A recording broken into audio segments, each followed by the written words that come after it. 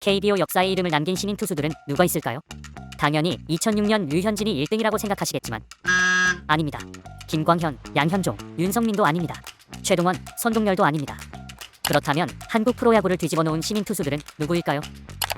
AA가 알려주는 한국 프로야구를 뒤집어 놓은 역대급 신인 투수 탑7 타자편도 있습니다. 7위 2005년 오승환. 오승환은 2005년 삼성 라이온즈의 2차 1순위 지명을 받아 입단했습니다. 현재는 한미일 통산 500세이브를 기록한 대한민국 최고의 마무리 투수지만 그도 첫 해에는 노예처럼 시도 때도 없이 등판했는데요. 2005년 61경기 99이닝 10승 1패 11홀드 16세이브 탈삼진 115개 평균 자책점 1.18을 기록. KBO 역사상 전무후무한 10승 10홀드 10세이브를 달성하며 1995년 이동수 이후에 10년 만에 삼성 라이온즈 소속 신인왕을 차지했습니다. 이후 KBO 리그를 평정하며 5번의 우승을 차지하였고 일본과 미국에서 좋은 활약을 펼친 후 2020년 KBO에 다시 복귀하여 43세의 나이로 아직도 현역으로 활약하고 있습니다. 과연 오승환은 6번째 우승 반지를 낄 수 있을까요? 그리고 삼성 라이온즈의 4번째 영구 결번 선수가 될 수 있을까요? 6위 1986년 김건우. 1986년 서울 지역 신인 지명 때 오비베어스와 MBC 청룡이 지명 우선권을 동전 던지기로 정했고 여기서 승리한 오비베어스가 당시 신인 중 최대어였던 박노준을 의기양양하게 지명했습니다. MBC는 어쩔 수 없이 차선책으로 한양대의 김건우를 선택하였고 계약금 2,500만 원을 받고 MBC 청룡에 입단했습니다. 신인 김건우는 정규 시즌 홈 개막전에서 1피안타 완봉승을 거둔 것을 시작으로 37경기 229.1이닝 18승 6패 101탈삼진 평균 자책점 1.82를 기록하며 라이벌 박노준을 꺾고 신인왕을 차지했습니다. 하지만 김건우는 1987년 뺑소니 차량에 치여 양팔이 부러지는 중상을 입었고 수술과 재활을 거듭하며 1989년 마운드에 복귀하였지만 예전만큼의 위력은 보여주지 못했습니다.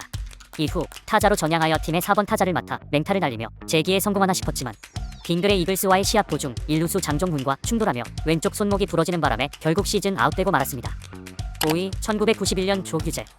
조규제는 원래 오른손잡이였지만 중학교 3학년 때 장난삼아 왼손으로 피칭한 것이 시속 140km 가까운 속도를 내자 이에 놀라 좌완으로 전향했습니다. 군산상고 시절 전국구 좌완 에이스로 명성을 날리며 고교 야구를 평정하고 이후 연세대에 진학하였습니다. 그리고 1991년 신생팀 쌍방울 레이더스에 당당하게 1차 지명으로 입단하였습니다. 입단 첫해 49경기 142.1이닝 9승 7패 27세이브 탈삼진 133개 평균 자책점 1.64를 기록. 동기인 김기태를 제치고 신인왕을 차지했습니다. 당시 투수들의 무덤이라고 불리는 전주 야구장을 홈으로 사용하며 선동열과 필적할 만한 평균 자책점을 기록했다는 점에서 대단하다고 느껴지네요. 하지만 혹사 때문에 아쉬운 통산 성적을 남긴 선수이기도 합니다. 4위 2006년 류현진. 고향팀 SK 와이번스에서 버림받고 롯데 자이언츠에서도 나승현에 밀린 류현진은 한화 이글스의 2차 2순위로 입단하게 되었습니다. 그리고 입단하자마자 한국 프로야구의 역사를 써내려가기 시작했는데요. 프로 데뷔 시즌 30경기 201.2이닝 18승 6패 1세이브 탈삼진 204개 평균 자책점 2.23을 기록.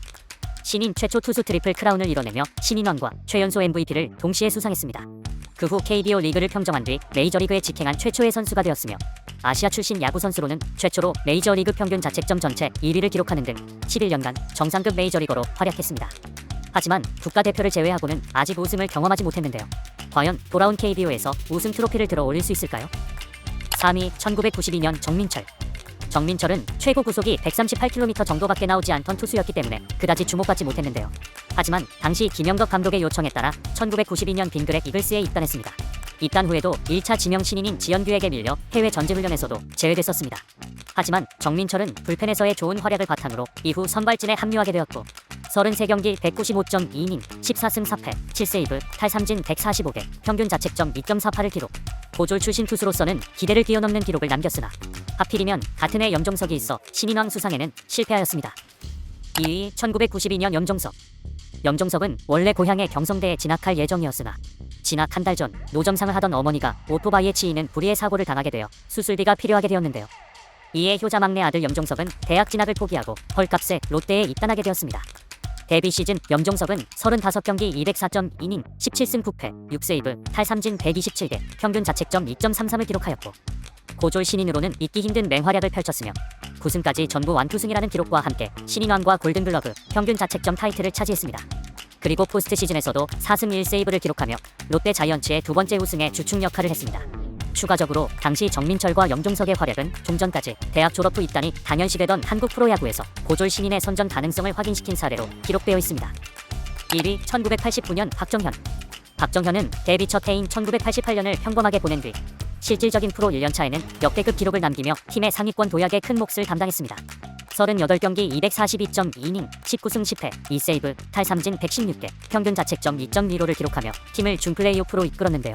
삼성과의 준플레이오프 1차전에서 선발 등판하여 14회까지 173개의 공을 던지며 완투하였고, 이틀 휴식한 후 3차전 5회에 다시 등판해 9회 2사까지 역투했으나 마지막 한 타자를 남겨둔 상황에서 허리를 부여잡으며 마운드에 주저앉아 구급차를 타고 병원으로 실려갔습니다.